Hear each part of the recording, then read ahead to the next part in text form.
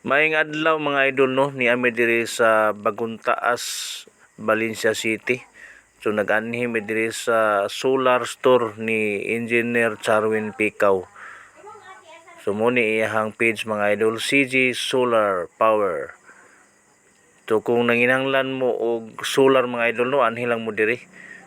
So mo install sad ni sila mga idol og solar. Nara iyang tindahan diri mga idol. No ni among gibisita. Abay ra ni sa 70 Adventist Church diri sa Baguntaas.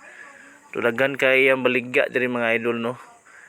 Na iyang solar lights nga tag 1,100.